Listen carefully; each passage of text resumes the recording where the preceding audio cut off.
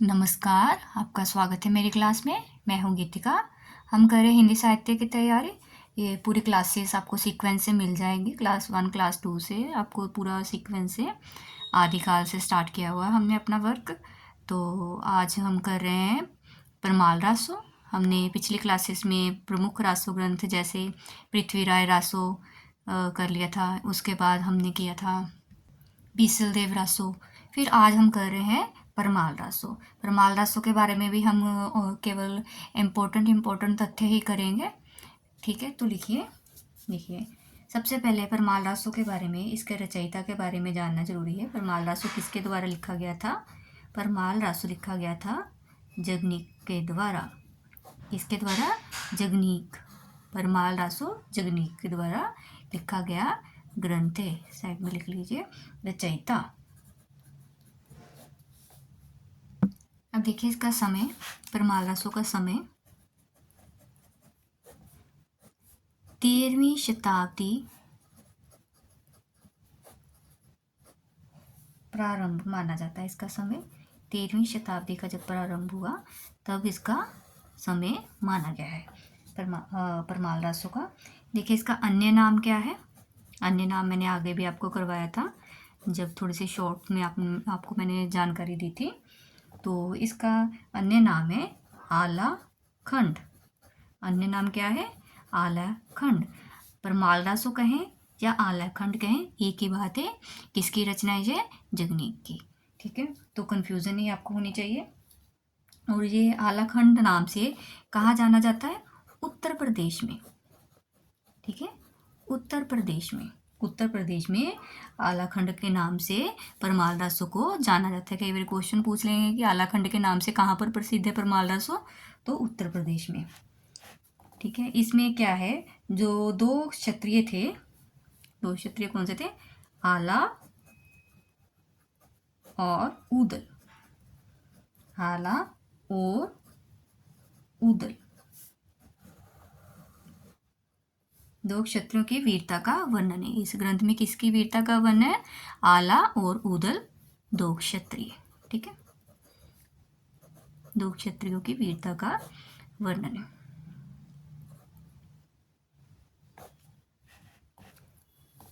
दो क्षत्रियों की वीरता का वर्णन। ठीक है, यहाँ तक आपको क्लियर हो गया। आगे देखिए, जो आला खंड है, अब इसका काव्य रूप क्या रहा है? इसका काव्य रूप रहा है, ये एक वीर गीत है। ठीक है, क्या है? वीर गीत। वीर गीत क्या है इसका? काव्य रूप। काव्य रूप भी इंपॉर्टेंट होता है, पूछ लेते हैं कि क्या है ये। प्रबंध काव्य नहीं है ये, क्या है? वीर गीत है। ठीक है, आगे देखिए, ये जो हमारा आला खंड है, परमाल रासो है, ये बरसात ऋतु में गाया जाता है। ठीक है, कौन सी ऋतु में गाया जाता है? बरसात ऋतु में। देखिए आला खंड बरसात ऋतु में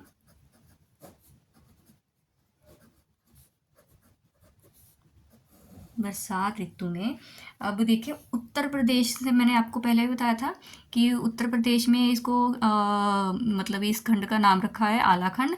अब उत्तर प्रदेश में ही इसको गाया जाता है। देखिए आला खंड बरसात ऋतु में उत्तर प्रदेश के बैसवाड़ा, उत्तर प्रदेश के बैसवाड़ा, पूर्वांचल और बुंदेलखंड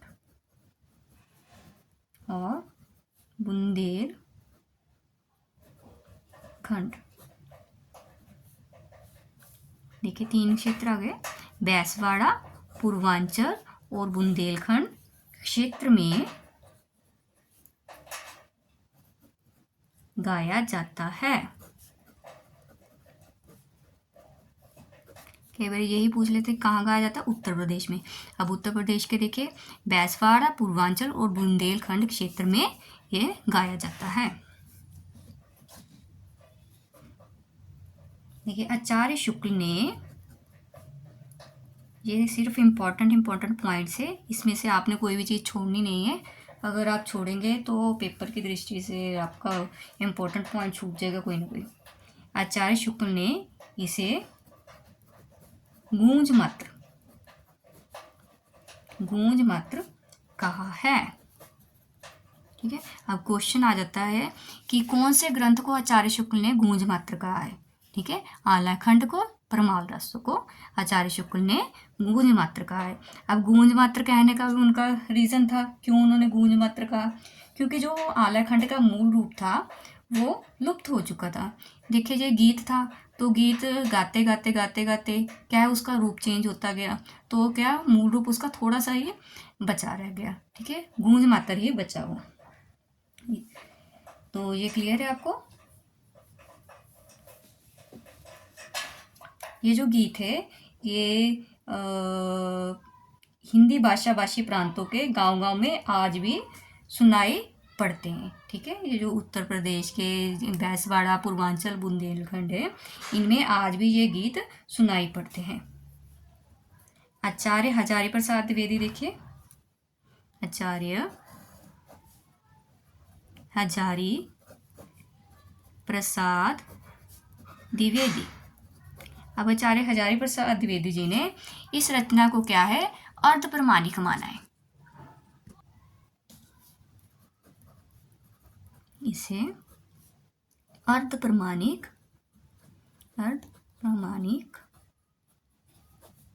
माना है। क्वेश्चन आ जाता है कि परमाल रसो कैसी रचना है, प्रामाणिक है, अर्ध प्रमाणिक है, कैसी रचना है ये, अर्ध प्रमाणिक रचना है। ठीक है, अब मैंने इम्पोर्टेंट पॉइंट रहेगा ये भी इसके बारे में कि आलाखंड नाम से चार्ल्स इलियट, नाम याद कर लीजिएगा, चार्ल्स इलियट ने सर्वप्रथम इसका प्रकाशन कराया था।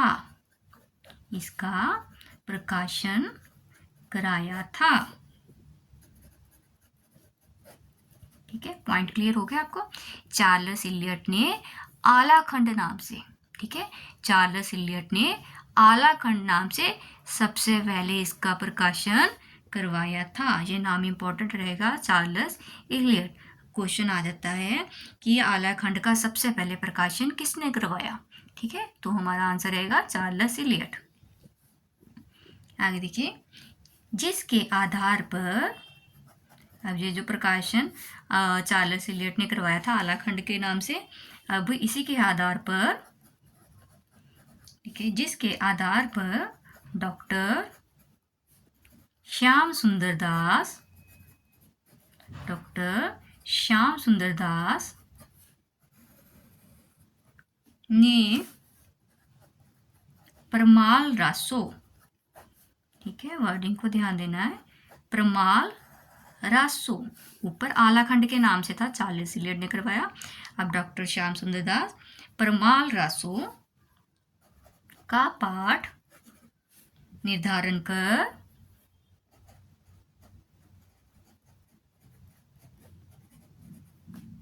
उसे नागरी प्रचारिणी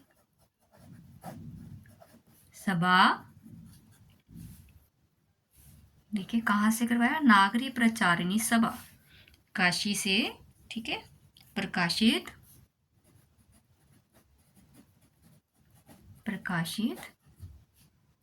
किया। ठीक है, अब इसी के आधार पर डॉक्टर श्याम सुंदर दास ने परमाल रासो का पाठ निर्धारण करके उसे नागरी प्रचारिणी सभा से प्रकाशित किया। अब इसकी प्रसिद्ध पंक्तियां देख लीजिए आप, पेपर में पूछ ली जाती हैं, ये बड़ी इंपॉर्टेंट पंक्तियां रहेंगी हमारी। प्रसिद्ध पंक्तियां,